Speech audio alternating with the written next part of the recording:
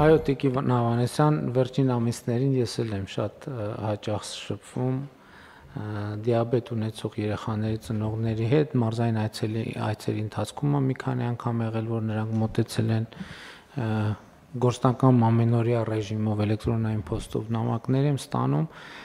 մենք այս ընթացքում իրենք երկու հիմնական հարց էին բարձրացնում, հարցերից մեկը սա էր, եւ ուրախ եմ, որ լուծվեց, դուք ասացիք 1100, խոսքը ըստ էության բոլոր հաշվառված շահառուների մասին է, այսինքն ոչ թե մենք ընդհանուր դիաբետ ունեցող երեխաներից 1100-ի համար ենք սա անում, այլ անում ենք բոլորի համար, պարզապես թիվը, որ այս պահին, այսինքն պետք է լրացվի ամբողջանալու համար 1100 է եւ երկրորդը ինչպես այս դեպքում մյուս դեպքերում էլի հաշմանդամության հետ կապված խնդիրներն է բարձրաձայնվում օրինակ նախորդ օրը երբ որ մենք դպրոցների բացման համար մարզեր էին գնում մի կին մոտեցավ եւ ինձ ասաց որ իր երեխան քաղցկեղ է ունեցել եւ ըստ էության հաղթահարել է, ես հատուկ հետաքրքրվեցի արդյոք պետպատվերով եւ ինքը ասացա եւ իր բողոքն այն էր, ասում էր, բայց հաշմանդամության կարգ չեն տալիս։ Ես ասում եմ, հարգելիս նախ շնորհավորում եմ, որ բուժվել է, սկսենք դրանից եւ երկրորդն էլ մենք հիմա ընդհանրապես երևի այս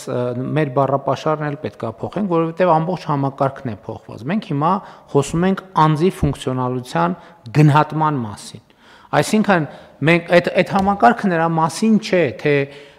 մարդու առողջական վիճակը ինչպիսին է, որովհետև մի 21-րդ դարում մանավանդ 40-ից վերև դժվար է կատարյալ առողջ մարդ շատ դժվար է գտնել։ Խոսքը նրա մասինն է, թե մարդը ինչ ֆունկցիաներ են, որ չի կարող կատարել։ Եթե մարդը ենթադրենք մի տարի առաջ, 2 տարի առաջ, 3 տարի առաջ քաղցկեղից բուժվել է, այդ բուժման ընթացքում ընդ որում պրոցեդուրաները ուրիշ են։ Եվ բուժվել է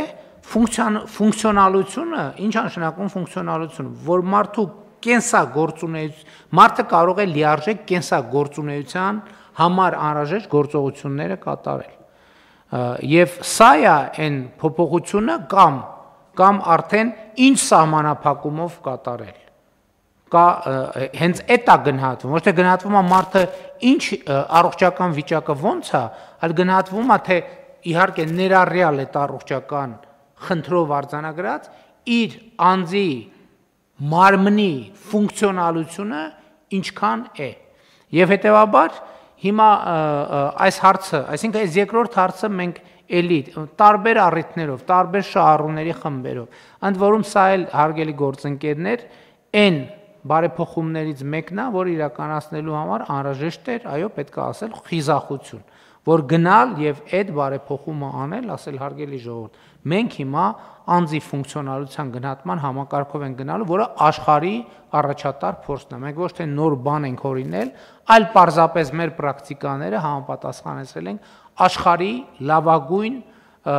առաջադեմ փորձին, որը նաև, գիտեք ինչ, այդ մեր իրականության մեջ դա սոցիալ հոգեբանական նշանակություն էլ ունի, որտեղ մենք մարդուն այնուամենայնիվ հոգեբանորեն կարգաբերում ենք իր հետագա կյանքին տրամադրելու համար։ Մեր ուղերձը մարդուն է նա, որ մենք աջակցենք ձեզ ամեն ինչով եւ որպեսզի ձեր ֆունկցիոնալությունը լինի այնպեսին, որ դուք ինքներդ ձեր աշխատանքով, ձեր կրթությամբ, ձեր կարիքները կարողանաք հոգալ։ Հիմա մյուս հարցը, որ մեր հարգելի ծնողները բարձրացնում էին, հենց սրա հետ էր կապված, որ երեխեքը օրը քանի անգամ մատը պետք է ծակեն եւ այլն եւ այլն։ Հիմա ես ճիշտ եմ հասկանում, չէ՞, որ մենք այս որոշման պետական բյուջեից այս սարքերը գնում ենք, տրամադրում ենք եւ իրենք թևին է կապվում այդ սարքը։ Այսինքն թևին կապվում է եւ գործնական փակցվում է գործնականում 24 ժամ, ես հասկացա, որ դա նաեւ էլեկտրոնային գործ, այսինքն օրինակ սմարթֆոնին կապվում է եւ ծնողները օրվա ցանկացած ժամի եւ ենթադրում եմ, որ կլինեն նաեւ հավելվածներ, որոնք դինամիկա ցույց կտան, ինչա տեղի ունենում։ Եվ դրանով ըստ էության մենք այս խնդիրը կփակենք, մենք հիմա միջև 18 տարեկանը ինչ որ սոցիալական նաև աջակցություն ենք տրամադրում, թե չենք այլ ծրագիր կա, թե սրանով սահմանափակում ենք։ Այսինքն մենք այս, չէ, բայց բանը ինսուլինը տրամադրվում է, չէ՞։ Հա, ինսուլինը ցմահ է տրամադրվում։ Ինսուլինը ինչքան է տրամադրվում։